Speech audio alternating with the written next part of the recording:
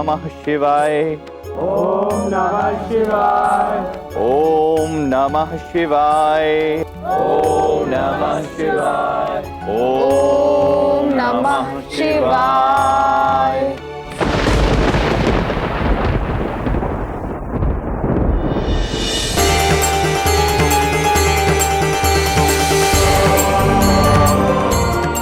लगता है ईश्वर ने हमारी प्रार्थना सुन ली है। आकाश में मेघ आ गए।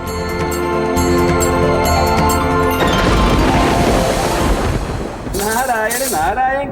आइए आइए पवन देव। परम पिता ब्रह्मदेव को मेरा नमन।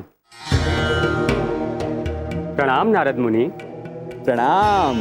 नारायण नारायण। परम पिता आज्ञा दे, आपने किस हेतु मेरा स्मरण किया है? पृथ्वी के गोकुल गांव में इस वेग से चलिए कि जल से भरे हुए मेघ वहां से पुनः लौट आए। गोकुल गांव में वर्षा नहीं होनी चाहिए। नारायण नारायण। अब सबको ज्ञात होगा परम पिता का सामर्थ्य। परम पिता आपकी इच्छा की पूर्ति होगी, आज्ञा दे। नारायण नारायण।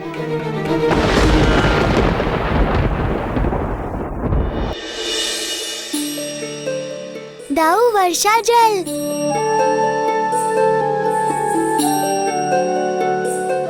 कान्हा वर्षा प्रारंभ हो गई। बाबा वर्षा जल।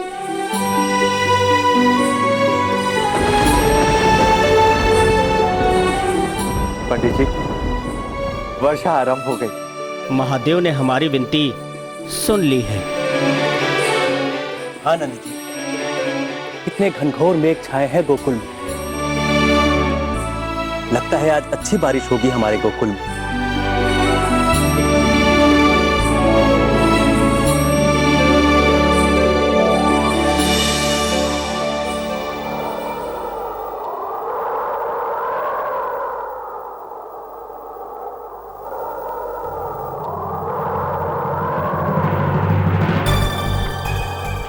ये क्या अकस्मात इतनी तीव्र पवन?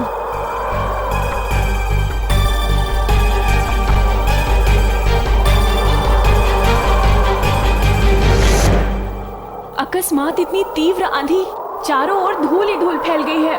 इस धूल में तो कुछ भी नहीं दिखाई दे रहा है।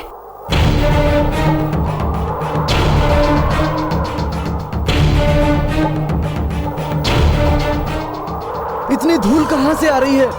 कुछ दिखाई नहीं दे रहा है। मैं सभी गोकुल वासियों से निवेदन करता हूँ कि वे यथास्थान बैठकर पूजा को संपन्न कराएं, अन्यथा पूजा में व्यवधान आएगा। ईश्वर सब ठीक कर देंगे। आप बैठ जाइए।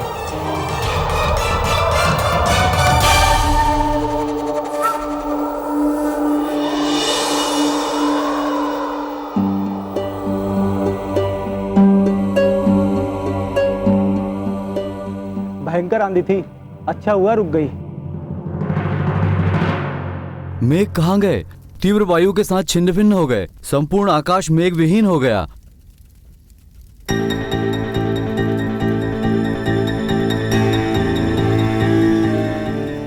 ये तो बड़ी विचित्र घटना है। लगता है किसी कारणवश हुआ है पंडित जी। हाँ, अकस्मात इस घटना का घटित होना बताता है ये किसी कोप के कारण हुआ है। हाँ, मुझे लगता है कि हमें किसी ऐसी बात से अप्रभावित होकर पूजा को संपन्न कराना चाहिए।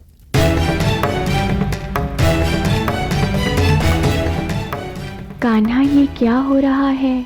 वर्षा होते होते रह गई। आखिर कौन कुपित हो गया गोकुल से? ये तो परम पिता ब्रह्म का क्रोध है दाऊ। वो हमसे कुपित है क्योंकि हमने पूजन के समय उनका आवाहन नहीं किया। ब्रह्मा जी के आदेश पर ही पवन देव ने तीव्र आंधी से गोकुल पर छाए मेघों को हटा दिया है। तो क्या अब गोकुल में वर्षा नहीं होगी कान्हा?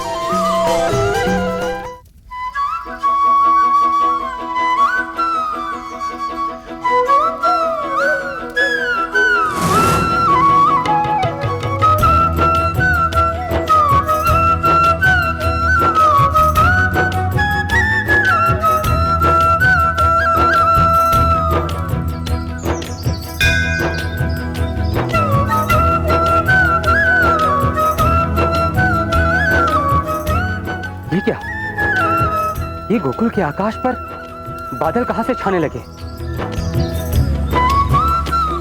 मैं इन्हें पुनः अपनी शक्ति से छिन्न भिन्न करता हूं।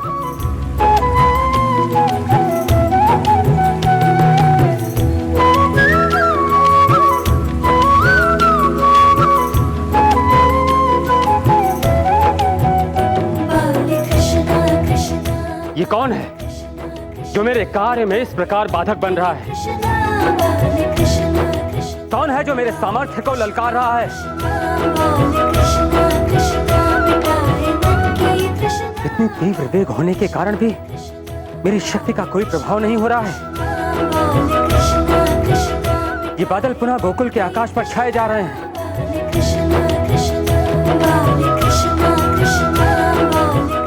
अब मुझ में और शक्ति नहीं है।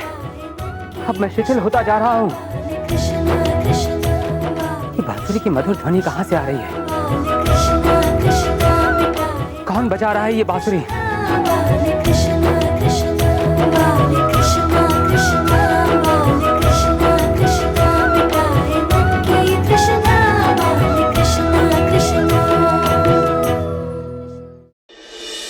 क्षमा करे परमपिता, मैं आपके आदेश का पालन करने में असमर्थ रहा। किंतु परमपिता, वो बालक अत्यंत ही मायावी है।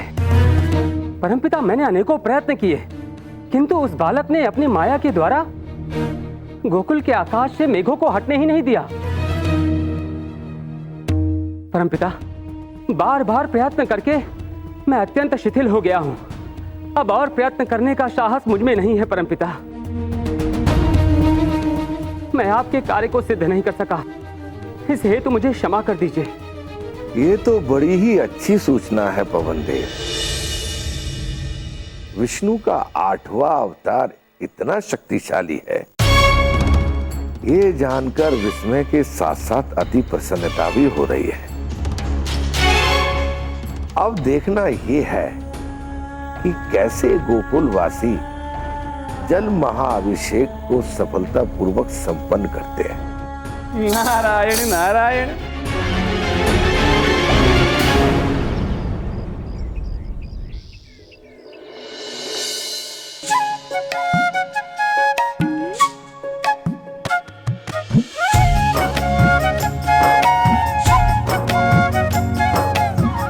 यशोमती मैया संग खेले नंदलाला, अखियों का तारा ये काली कमली वाला, मटकी फोड़े माखन ना छोड़े, यूं ही फिर मैया इसके गालों को मरोड़े, झूठों इल्जाम मुंह पे सब ही लगाए, बुढ़ के लड़ फिर अश्रु बहाए, दिल पिघलाए जाए, मन फुसलाए जाए, बने भूला भाला।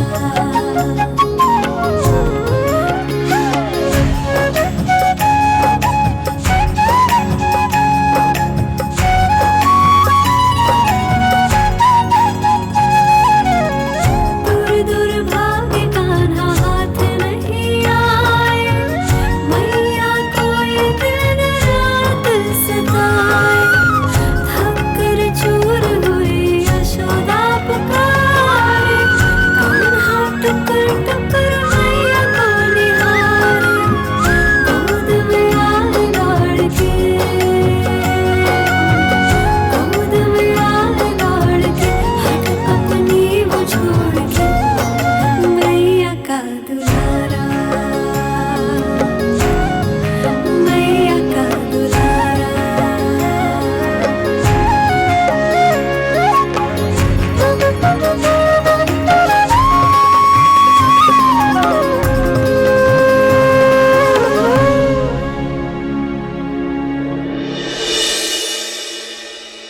अब तुम दोनों बिल्कुल तैयार हो। सुनो, ज्यादा धूल मिट्टी में खेलना मत, और हाँ, उद्दंडता तो बिल्कुल मत करना। दोनों बहुत नटखट हो गए। यशोदा, घर में रखा सारा जल जम चुका है। जल जम गया? ये आप क्या कह रही हैं जीजी? हमारे गोकुल में तो जल जमता ही नहीं। मुझे कुछ समझ में नहीं आ रहा। ये तो मुझे भी समझ में नहीं आ रहा यशोदा। यज्ञ जल रखे रखे हिम के भांति ठोस कैसे हो गया? मैंने हिम से जमे हुए जल के एक पात्र को चूल्हे पर भी रखा, किंतु अग्नि का भी उस पर कोई प्रभाव नहीं पड़ा। यशोदा बहन, आज तो बहुत ही बड़ा गजब हो गया। जैसे ही मैंने मटकी कुएं में डाली तो एक तीर धवनी के साथ वो कुएं में जा टकराई, और जैसे ही वहां जाकर देखा तो पाया कि सारा जल हिम बन गया है। हाँ यशोदा बहन, मैं भी यही बताने आई थी कि अकस्मात मेरी सारी मटकियों का जल जम गया। ये कैसे संभव हो सकता है? सबके सब एक ही बात कह रहे हैं कि गोकुल का जल हिम बनते जा रहा है। चलिए जीजी, रसोई घर चलते हैं। मैं भी तो देखूं कि ये जल हिम कैसे बन रहा है। मुझे पता था दाऊ, कुछ ना कुछ ऐसा अवश्य ही होगा। कान्हा, ये मामा श्री का कार्य है ना? नहीं दाऊ, इस बार ये कार्य किसी और ने किया है। ये देखना रोचक होगा कि कैसे गोकुल में जल अभिषेक संपन्न होता है। नारायण नारायण। प्रणाम परम पूज्य पिताश्री। प्रणाम। क्या हुआ पिताश्री, आज आप अत्यंत ही प्रसन्नचित प्रतीत हो रहे हैं। हमें भी अपनी प्रसन्नता का कारण बताइए ना। नारद, क्या तुम्हें स्मरण नहीं कि आज कौन सा महाआयोजन संपन्न होने वाला है? नारायण नारायण, हमें ज्ञात है पिताश्री, आज तो कुबेर देव के बहन के पुत्र का विवाह है। नारद, मैं उस विवाह की नहीं, अपितु कृष्ण के गांव गोकुल में होने वाले जल अभिषेक के विषय में बात कर रहा हूँ। नारायण नारायण, वो तो हम भूल ही गए थे पिताश्री, किंतु हमें इस बात पर आश्चर्य हो रहा है कि अब तक आपके मस्तिष्क में वही विचार चल रहे हैं। बात ही कुछ ऐसी है देवर्षि, मुझे भी आपकी भांति विनोद करने का मन हुआ। कृष्ण और अन्य गोकुल वासियों के साथ। वो देखो, मैंने गोकुल के जल को हिम में परिवर्तित कर दिया है। नारायण नारायण, पिताश्री ये क्या किया आपने? आप तो स्वयं जानते हैं कि गोकुल में एक बूंद जल भी शेष नहीं है, और आज तो वहां पे जल अभिषेक का महाआयोजन भी है। मैं अब ये भी देखना चाहता हूँ कि कैसे कृष्ण बिना जल के जल अभिषेक करते हैं। ना ना ना पिताश्री, ये बात तो सत्य है कि गोकुल में जल का अभाव है, किंतु पिताश्री आप भूल रहे हैं कि गोकुल के समीप ही यमुना महानदी प्रवाहित होती है। और पिताश्री आप देखिएगा कि कृष्ण भी कोई ना कोई युक्ति अवश्य निकालकर शिव शंभू का जल अभिषेक कर ही देंगे। नारायण नारायण। और यदि यमुना भी हिम में परिवर्तित हो चुकी हो तो? मुझसे मेरे बेटे का उदास मुंह नहीं देखा जा रहा है। वो कब से प्यासा है। भोर से घर पर भोजन भी नहीं बना, क्योंकि भोजन पकाने के लिए भी जल नहीं था। नंद जी, पूरे गांव भर की यही दशा है। खेत क्यारी पशु पक्षी सब जल के अभाव में त्राही त्राही कर रहे हैं। बहन, हम सब की भी यही दशा, किंतु मुझे समझ में नहीं आ रहा है कि हमारे गोकुल में ऐसी विपदा कैसे आ गई। ग्रामवासियों, यदि यह साधारण हिम होती तो इसे एक बार पिघलाकर पुनः जल बनाया जा सकता था, किंतु यह तो पाषाण की भांति स्थिर है। इस पर तो अग्नि का भी कोई प्रभाव नहीं हो रहा है। पंडित जी, मैंने अपने पूरे जीवन काल में ऐसी समस्या गोकुल पर नहीं देखी। ये कैसी समस्या आन पड़ी है गोकुल पर?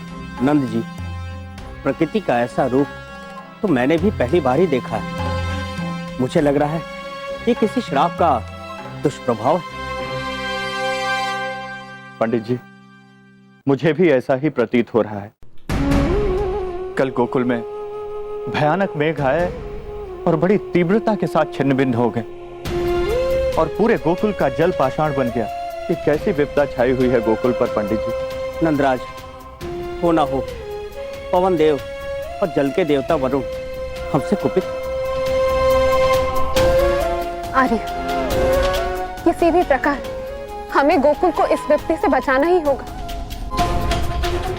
आज इस यज्ञ का सबसे महत्वपूर्ण तत्व है जल अभिषेक, जो कि करना बहुत आवश्यक है। किंतु जब गोकुल में एक बूंद जल नहीं है, वहां जल अभिषेक कैसे संभव है आर्य? मैया, ये केवल एक पूजन नहीं, संपूर्ण गोकुल का निश्चय है। और मनुष्य हृदय से एक बार निश्चय कर ले तो असंभव भी संभव हो जाता है। चिंता मत कीजिए, गोकुल में जल भी होगा और जलाभिषेक भी।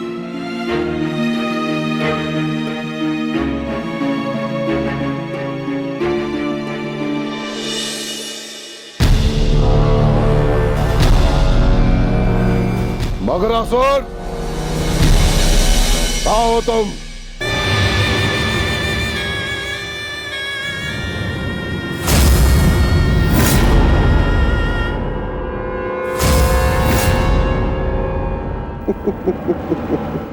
आदेश महाराज। जाओ और यमुना नदी में विहार करो और मेरे उस काल का अंत करो। महाराज, गोकुल में एक विचित्र विपत्ति आ गई। विपदा? तुमसे बड़ी और भयंकर विपदा और क्या आ सकती है गोकुल पर? महाराज, गोकुल का सारा जल हिम बन चुका है, जो किसी भी प्रकार में पिघलने का नाम ही नहीं ले रहा है। गोकुल के वासी बूंद बूंद के लिए व्याकुल हो गए। क्या? इस दशा में मैं गोकुल में कैसे जा सकता हूं महाराज?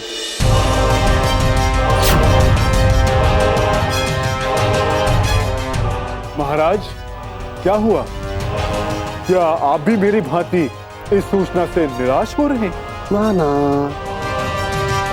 ना मगरासुर, मैं तो अत्यंत प्रसन्न हुआ हूं कि मेरी भांति ऐसा गोकुल का कौन शत्रु आ गया है जो मेरा कार्य कर रहा है। और कहते हैं ना कि शत्रु का शत्रु मित्र होता है, और देखो ना मेरा ये मित्र मुझे कितना लाभ दे रहा है। अब तुम्हें गोकुल जाने की कोई आवश्यकता नहीं है, कोई आवश्यकता नहीं, क्योंकि मेरा यही मित्र मेरा कार्य कर रहा है। बस कुछ भी हो जाए मगरासुर, गोकुलवासी गोकुल की सीमा के बाहर नहीं जाने चाहिए, क्योंकि मैं तो यही चाहता हूं ना कि गोकुलवासी प्यास से मर जाए और उसके पश्चात मेरा काल भी मर जाए। क्या कहा था उस वसुदेव ने? हाँ, स्मरण आया मुझे कि 2 माँ मिलाकर एक मामा बनता है, और ये मामा अपने भांजे की हत्या चाहता है। और देखना, इस बार अपने भांजे की हत्या का पाप मेरे सर नहीं चढ़ेगा। हमने शिव शंकर को प्रसन्न करने के लिए जो अनुष्ठान किया है, उसका आज अंतिम दिन है। यदि वो अनुष्ठान पूरा नहीं हुआ तो शिव शंकर गोकुल से कुपित हो सकते हैं। किंतु पंडित जी, बिना जल के अनुष्ठान कैसे पूर्ण होगा? अरे, कहीं ऐसा ना हो कि इन सभी बाधाओं के कारण हमें हमारा गोकुल ही छोड़ना पड़े।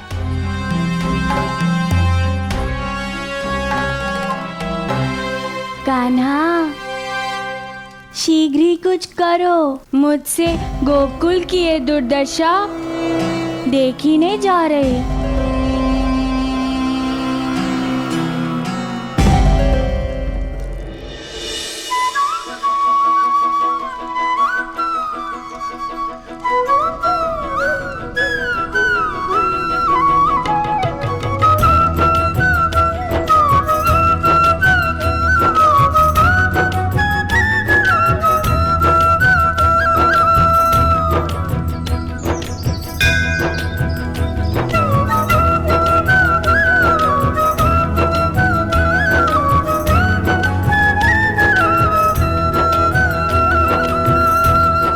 धूल कहाँ से आ रही है जो आंखों में लग रही है? कुछ दिखाई ही नहीं दे रहा है। गोकुल की खुशियों पर ये कैसा ग्रहण है आर्य?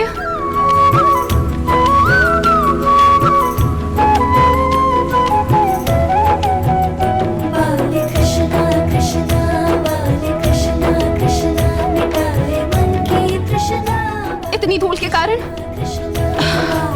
अश्रु आ रहे हैं। आंसू कभी कभी अच्छे भी होते हैं।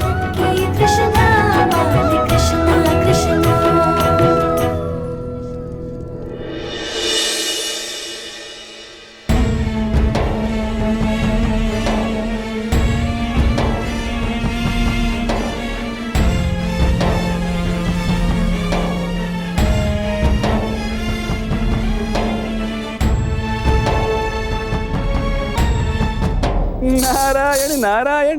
देखा आपने पिताश्री, गोकुल में श्री कृष्ण ने कैसा अनोखा समाधान निकाला है। अब तो गोकुल में जल अभिषेक अवश्य होगा। नारद, शिवजी तक मेरा ये संदेश पहुंचाओ। उनसे कहो कि वो गोकुल वासियों की आराधना और जल अभिषेक को अस्वीकार करे। नारायण नारायण। जैसे आपकी आज्ञा पिताश्री।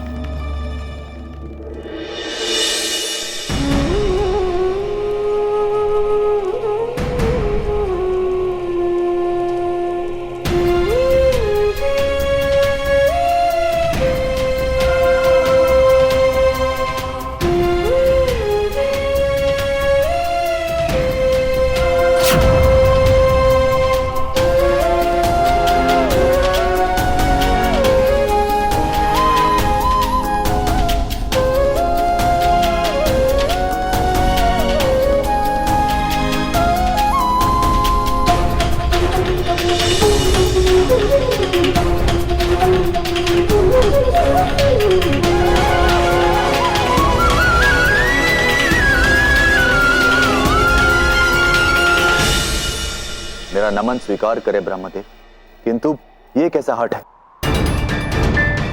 अपनी ही बनाई सृष्टि के एक भाग को आप प्यासा क्यों रखना चाहते हैं? महादेव, मैंने आपसे एक आग्रह किया था कि आप गोकुल वासियों के जलाभिषेक को अस्वीकार कर दें। क्षमा कीजिए ब्रह्मदेव, परंतु मैं आपकी आज्ञा नहीं मान सकता। आप इतने निष्ठुर कैसे हो गए? किस प्रकार कृष्णा ने गोकुल वासियों के अक्षुर जल हेतु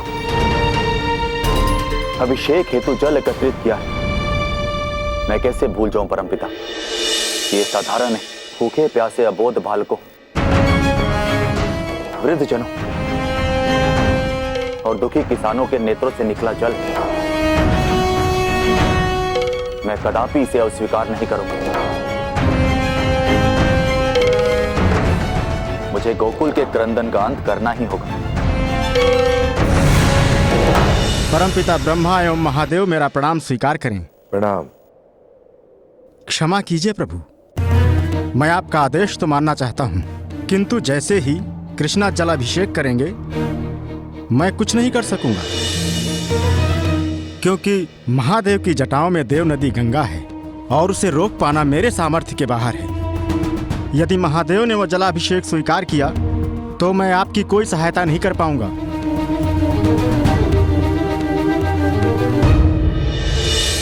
ओम नमः शिवाय। ओम नमः शिवाय।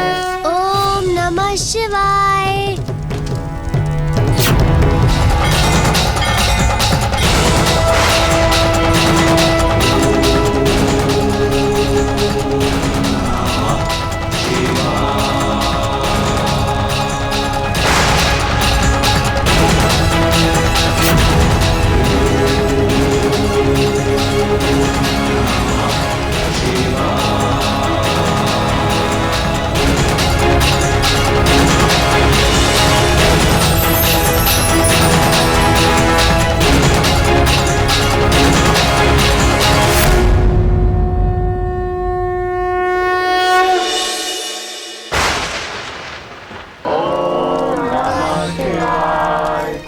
नंद बाबा, सब कुछ पहले जैसा हो गया। नदी में जल पुनः प्रवाहित हो रहा है।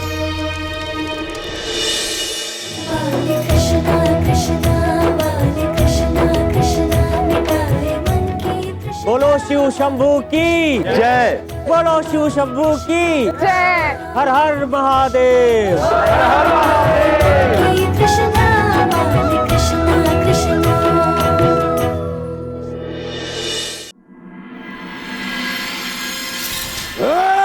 प्रचंड भाल नेत्र लाल भुजंग महाविशाल प्रहार कर करे संहार पाप कमाया जाल। मगरासुर नाश करने आया कौन ये महाकाल। देवता ना अंश है ये दानवों का वंश है। जय जय करे असुर नाम इसका कंस है। नाम इसका कंस है। आदेश महाराज, गोकुल में उत्सव बनाया जा रहा है। वहां के गोकुलवासी प्रसन्न दिखाई दे रहे हैं। लगता है इस कृष्णा ने फिर से एक बार गोकुल की विपदा का अंत कर दिया। शीघ्र जाओ और उनकी इस प्रसन्नता को करम दोनों दुख में बदल दो। किंतु महाराज, मैं बिना जल के वहां कैसे जीवित रहूंगा? वहां के जलाशयों में अभी भी इतना जल नहीं है। नारायण नारायण। प्रणाम परम पूज्य पिताश्री। पिताश्री, ये हम क्या सुन रहे हैं कि आप स्वयं पृथ्वी पर जा रहे हैं? तुम्हारा सूचना तंत्र तो बहुत ही अच्छा है। मेरे किसी को कुछ कहने से पूर्व ही तुम्हें सूचना मिल जाती है। नारायण नारायण। अर्थात हमारा विचार उचित था पिताश्री। किंतु पिताश्री, हमें केवल आश्चर्य इस बात पर हो रहा है कि आप स्वयं पृथ्वी पर जाकर कृष्ण को पराजित करने के लिए इतने उत्सुक क्यों हैं? क्या तुम्हें ऐसा लगता है? नारायण नारायण। अर्थात पिताश्री, आपके उत्सुकता का और कोई कारण क्या हो सकता है? कहीं आप हमसे कोई बात छिपा तो नहीं रहे हैं पिताश्री? अन्य देवी देवताओं के भांति आप कभी पृथ्वी पर नहीं जाते, किंतु यदि आप पृथ्वी पर जा भी रहे हैं तो उसके पीछे अवश्य कोई ना कोई कारण तो होगा ही। कहीं ऐसा तो नहीं कि स्वयं सृष्टि के रचयिता अपनी बनाई हुई धरती पे जाके कृष्ण के सामर्थ्य को चुनौती देने जाएंगे? नारद, बाल कृष्ण के साथ यहाँ स्वर्ग लोक से बहुत क्रीड़ा कर ली। मैं कृष्णा को कोई चुनौती देने नहीं जा रहा हूँ। मुझे तो उस नन्हे से बालक के साथ आंख मिचोली खेलने का मन है। नारायण नारायण। पिताश्री, आंख मिचोली और आप, हमारी तो कुछ समझ में ही नहीं आ रहा। नारद, अब प्रश्न पूछना बंद भी करो। जब मैं गोकुल पहुंचूंगा तो तुम्हें सब कुछ अपने आप ही ज्ञात हो जाएगा। नारायण नारायण।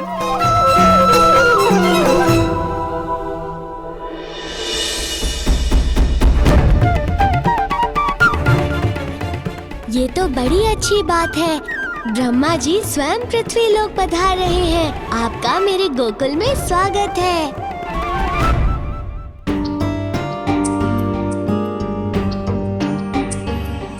तुम दोनों वन से दोपहर में कैसे आ गए?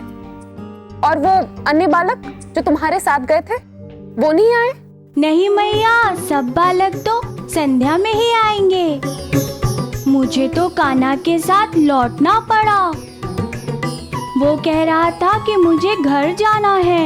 मैया, हमारा यहाँ लौटना अति आवश्यक था, नहीं तो एक कार्य संपन्न नहीं हो पाता। तेरी कोई बात मेरी समझ में ही नहीं आती। अच्छा, एक काम करो, तुम दोनों हाथ पैर धो लो, मैं तुम दोनों के लिए भोजन परोसती हूँ। ठीक है? ठीक है मैया। कान्हा, मुझे तो बता दे क्या हुआ है?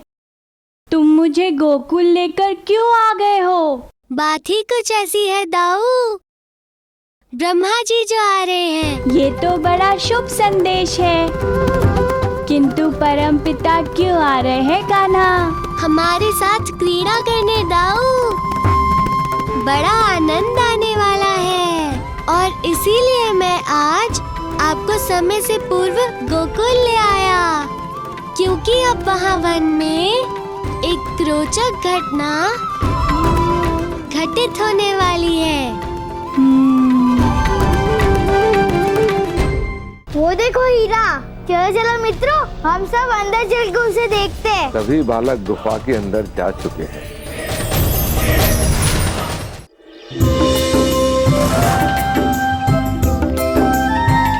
सुदामा, एक बात तो बताओ मित्र, कि सुबल, तू कैसे कैसे प्रश्न करता है?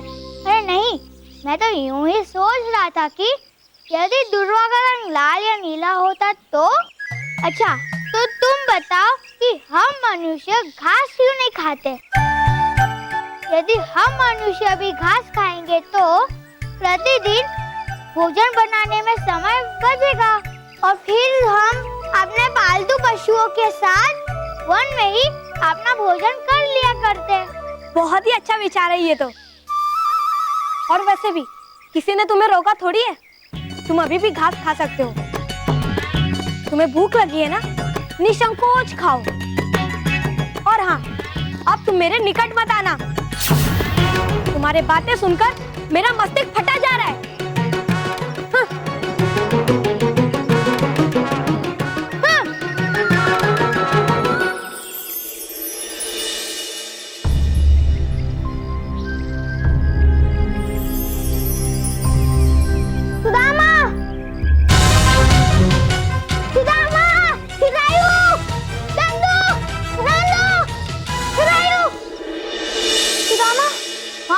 के द्वार पे एक हीरा तैर रहा है। चलो ना, चलकर देखते हैं। सुदामा, सुबल की बात पर मत आओ, कुछ ना कुछ बोलता ही रहता है। सुबल, तू हीरे को छोड़ और अपनी गैया चला। नहीं नहीं सुदामा, मैं सत्य कह रहा हूँ, चाहे तो तुम मेरे साथ चलो।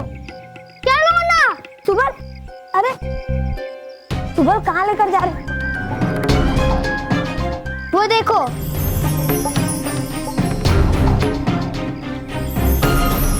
हाँ सुबल, ये तो हीरा ही है।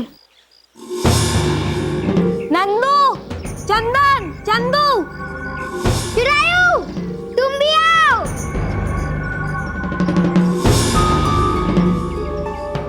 क्या हुआ, इतना क्यों चिल्ला रहे हो? वो देखो हीरा।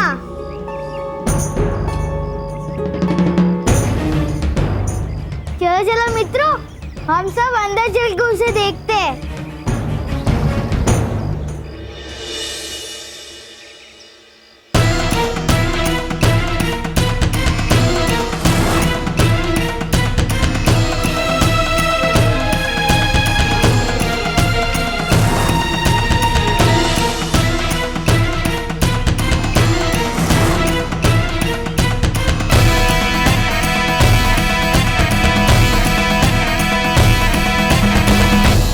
लगता है आज ग्वाल वालों के साथ कृष्ण और बलराम गाय चराने नहीं आए।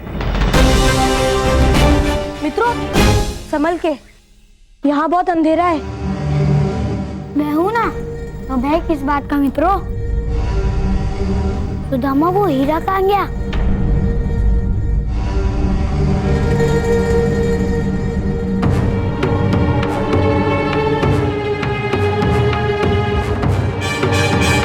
इतना सारा भोजन!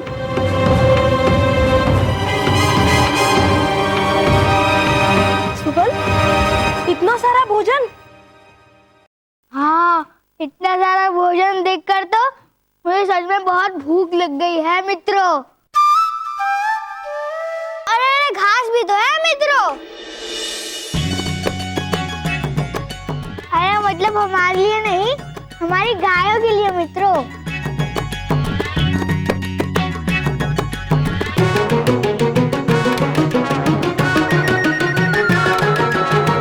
चलो मित्रों, ये स्वादिष्ट स्वादिष्ट भोजन और पकवान खाकर हम यहीं खेलेंगे।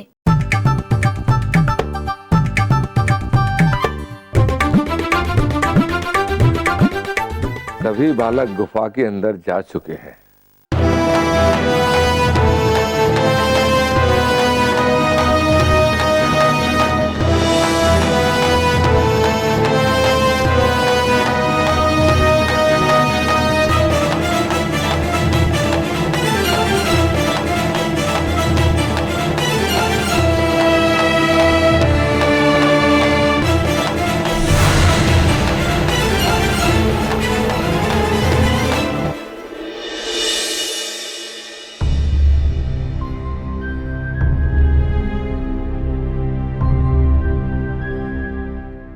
सुदामा अब तक नहीं आया। अभी तक तो आ जाना चाहिए था। जाने कहाँ रह गया आज। सुबल तो कहकर गया था कि आज ग्वाल बाल गोधुनी से पूर्व ही लौट आएंगे, किंतु अब तो अंधेरा होने को आया है। सरायु भी अभी तक घर नहीं पहुंचा वन से। अंधेरा होते ही वन में वन्य प्राणी विचरण करने लग जाते हैं।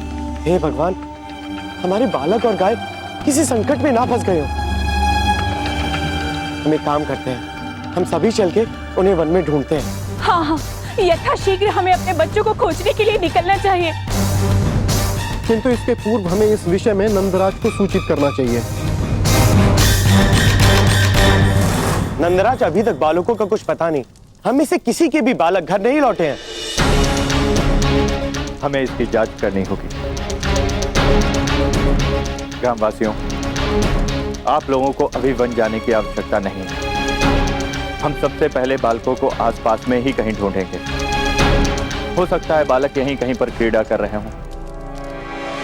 बालकों को सभी स्थान पर ढूंढ लिया, किंतु वे कहीं नहीं मिले। बालक क्रीड़ा के लिए कहीं रुक सकते हैं, किंतु गाय गोधूली होते ही गौशाला में आ जाती है। परंतु आज एक भी गाय घर नहीं लौटी। आप उचित कह रही हैं, किंतु थोड़ा सा धैर्य रखिए। हम शीघ्र ही इस समस्या का भी समाधान करेंगे।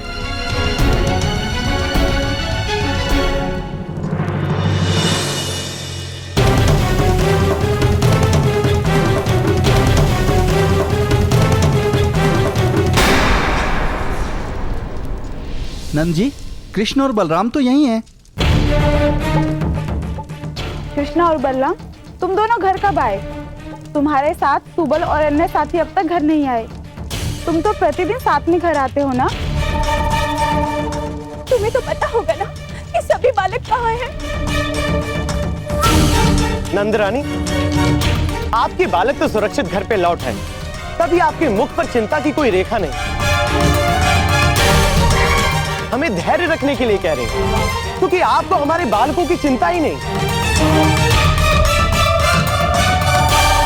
काका, ऐसी बात नहीं है। आज मैं और दाऊ दोपहर में ही घर आ गए थे। अन्य बालक वन में ही थे, किंतु अब तक तो उन्हें आ जाना चाहिए था। हमें यथाशीघ्र वन जाकर बालकों को ढूंढना चाहिए। काका रुकिए, मुझे लगता है कि हम सबको ग्वालों और गायों की सुबह तक प्रतीक्षा करनी चाहिए। यहाँ हमारे एक एक क्षण बालकों की चिंता में व्यतीत नहीं हो रहा। नंदराज और कृष्णा बोल रहे हैं कि हमें भोर तक प्रतीक्षा करनी चाहिए। जिसे चोट लगती है उसकी पीड़ा वही समझता है। चलो भाइयों, ठहरिए आप लोग, ठहरिए, मेरी बात सुनिए। हम शीघ्र ही कोई समाधान निकालेंगे। पता नहीं ये बालक कहाँ होंगे। ये कैसी क्रीड़ा है परमपिता ब्रह्मा जी की? मुझे अतिशीघ्र कुछ करना होगा।